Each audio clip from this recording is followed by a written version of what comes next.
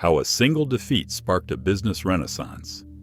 It began with a loss so devastating that the entire company felt it like a fracture, a failed launch, a missed target, a public stumble that erased years of confidence in a single, unforgiving moment. To outsiders, it looked like the beginning of the end. But inside the company, buried beneath the disappointment, a quiet spark was forming, one that would ignite a renaissance no one saw coming. To understand why this moment still matters, we need to return to the day the failure became official. The product that was supposed to lead the company into a new era fell flat. Reviews were harsh. Customers were confused. Investors voiced doubts. Teams who had poured years into the project felt the ground shift under their feet.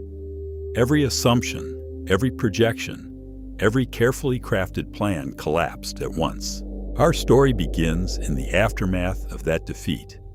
Inside meeting rooms where leaders spoke in careful tones, outside offices where employees whispered about what went wrong, and across Slack channels filled with frustration, exhaustion, and disbelief. The company had spent so long polishing its future that it forgot the one truth every innovator eventually learns. No strategy survives the real world unchanged. Then came the moment that altered everything. During a post-mortem session, one that was expected to be a formality, a junior researcher quietly presented a set of observations they had compiled on their own. They weren't excuses.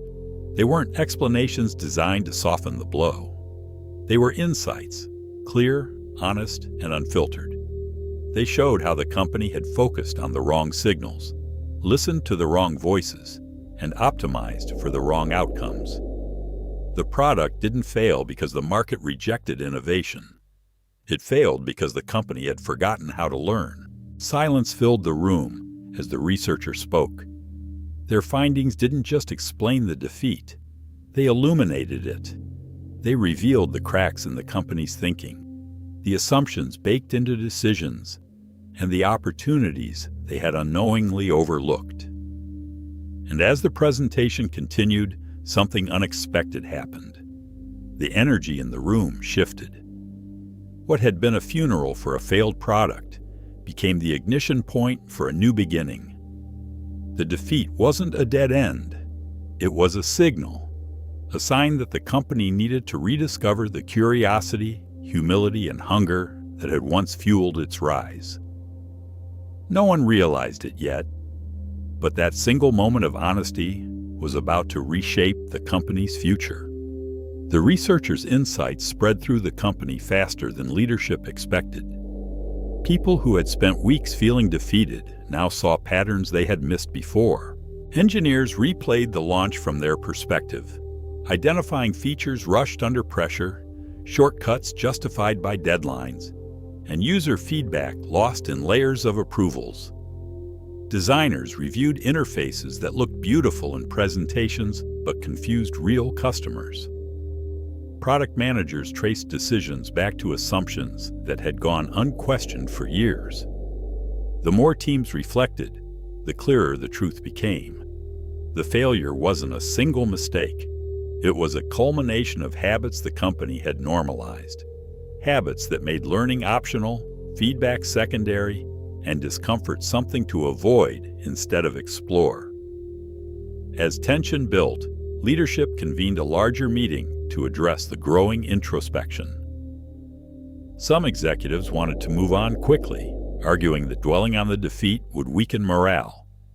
Others insisted the company needed to confront the deeper issues revealed by the launch. The room split between those who saw the failure as an unfortunate anomaly and those who saw it as a mirror. The turning point came when the head of customer insights spoke up. They revealed months of unfiltered data that never reached leadership, warnings that customers felt disconnected from the product's direction, signals that expectations were shifting, and feedback about features that had been deprioritized despite their importance. Their voice trembled with frustration, not because no one cared, but because the system had been designed to prevent uncomfortable truths from rising. A long silence followed, not defensive, not angry, just still, like the breath a company takes when it recognizes itself for the first time. Leadership asked the researcher to explain their analysis in more detail. They walked through every step of their discovery: the contradictory data, the dismissed insights, the misaligned incentives, and the decisions made to protect timelines instead of users. Their clarity didn't assign blame, it revealed possibility. It showed how the defeat, painful as it was, contained a map of exactly what needed to change. Then, unexpectedly, a senior engineer stood up and admitted something no one saw coming. Weeks before the launch, their team had flagged a fatal flaw they couldn't fix in time. They escalated it, but the report was buried under pressure to deliver. Another product manager confessed that they had avoided requesting an extension because delays were frowned upon in performance reviews. A designer revealed that they had simplified user testing to avoid presenting results leadership didn't want to hear. Piece by piece, the company realized the defeat was not caused by incompetence.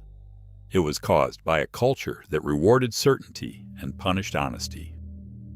And in that realization, the energy shifted again. What had started as an autopsy began to feel like an awakening. People weren't looking for someone to blame. They were searching for a new way forward, one built on learning, transparency, and the courage to say what had once gone unsaid. As the meeting ended, a quiet but electrifying question began circulating through the company. If a single defeat could reveal this much truth, what could happen if we rebuilt ourselves around it? The answer would reshape everything. The days that followed felt different. Conversations that once revolved around deliverables and deadlines now centered on understanding. Teams gathered in small groups, not to defend their past work, but to dissect it with a level of honesty the company hadn't seen in years. The defeat had broken something open, an invisible barrier that had long separated truth from decision-making. The first major shift came from engineering. Instead of preparing a patch to salvage what remained of the failed product, they drafted a document outlining every weakness they had identified in the development process. Technical debt that had been ignored, systems stretched beyond their limits, features approved without clarity. It wasn't a list of excuses. It was a blueprint for rebuilding. Design followed next. They revealed user testing clips that leadership had never watched. Clips showing confusion, hesitation, and frustration that contradicted the confident messaging in the product's launch decks. Watching those clips was painful, necessary, transformative. The product had looked polished, but it had failed to connect with the people who needed it most. Then came marketing. They admitted that the launch campaign had been built on assumptions rather than insights, that they had crafted a story they wanted to tell, not the story customers wanted to hear. They described how pressure to align with optimistic projections had forced them into a narrative that couldn't withstand reality. Their openness surprised everyone. What emerged was not blame, but alignment. For the first time, every team was speaking the same language. They were telling the same story. And within that collective clarity, something powerful took shape. A vision not for fixing the product, but for reinventing it entirely. But a movement like this doesn't rise without resistance. A small group of executives argued the defeat had been exaggerated. They pushed for a quick relaunch, insisting the market simply needed time to adjust. They feared that rethinking the company's approach would signal weakness to investors.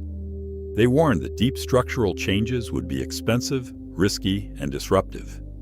Yet the momentum for transformation was growing too quickly to contain.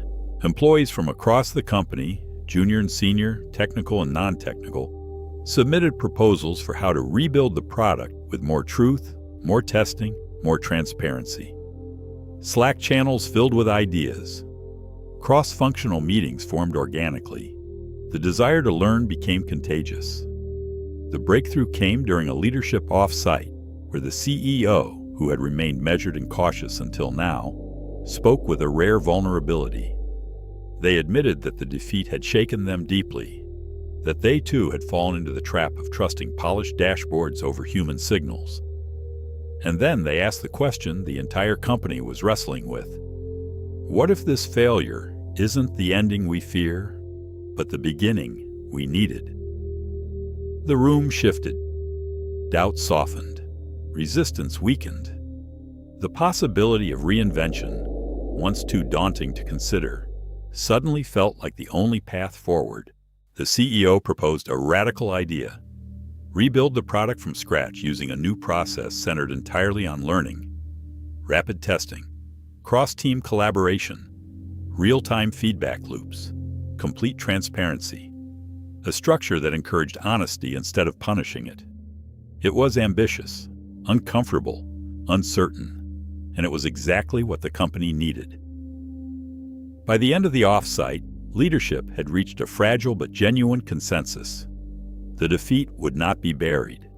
It would be leveraged, turned into fuel, transformed into the starting point. For a renaissance no one had believed possible just weeks earlier. But the true test, the one that would determine whether this transformation could survive contact with reality, was still ahead. The transformation began quietly, but its impact grew fast. Teams that once operated in isolation now met daily, sharing findings with a transparency that would have been unthinkable months earlier. Engineers built prototypes not to impress leadership, but to test assumptions quickly. Designers sketched ideas directly alongside user researchers, watching reactions in real time. Product managers rewrote requirements based on emerging insights instead of inherited expectations. For the first time in years, the company wasn't building for a deadline. It was building for understanding. The new process felt disorienting at first. Gone were the long, meticulously polished planning cycles. In their place came learning loops, short, sharp, and relentlessly honest. Each loop revealed something the old system had buried: the small frictions users navigated every day, the hidden frustrations teams had normalized, and the blind spots masked by optimistic projections. The company had spent years searching for flawless execution. Now it pursued truthful iteration. Momentum grew as the company embraced a simple principle: no idea would survive untested, and no insight would remain hidden. The turning point arrived when users were invited to test the first early prototype of the rebuilt product. It was rough, unfinished, far from impressive by traditional launch criteria. Yet the response was immediate and profoundly different from the failed product's debut. Users didn't just give feedback, they engaged. They asked questions. They offered suggestions with a tone that carried something the company hadn't felt in a long time: belief. What stunned the internal teams most wasn't the praise, it was the candor. Users openly pointed out flaws and confusing elements, trusting that their honesty mattered now. And for once, the company listened without defensiveness. Each comment sparked a round of improvements. Each improvement sparked new insights. The product wasn't just evolving, it was awakening. Across departments, the culture shifted. Meetings became shorter and sharper. Decisions moved faster. Data stopped being a shield and became a compass. Employees who once felt discouraged by the failure now found themselves energized by the clarity it created. The defeat, once a source of embarrassment, became a rallying point, a reminder of what happened when the company drifted away from its purpose. The climax came during a full company demo months later. Leadership, employees, and partners gathered to see how far the product had come. What appeared on the screen was not merely a better version of the old vision. It was something new, simpler, more intuitive, more aligned with real needs. The room fell silent, not with tension, but with recognition. This was the product the company had tried to deliver for years. This was the understanding the failure had uncovered. Applause followed, but the real triumph was quieter. It lived in the shift of mindset, the reclaiming of humility, the rediscovery of curiosity. The company had learned that defeat was not a verdict. It was a signal, a moment that strips away illusions and reveals the truth beneath them. The product launched again months later, this time with steadiness instead of hype. Reviews praised its clarity. Customers felt heard. And inside the company, a new operating rhythm took hold. Learn early, learn often, and never let confidence silence curiosity. Looking back, leaders realized something profound. The loss that once felt catastrophic had become the catalyst for one of the strongest cultural shifts in the company's history. Not because the failure was dramatic, but because the response was honest. Sometimes the smallest shift in perspective becomes the beginning of a new future. How a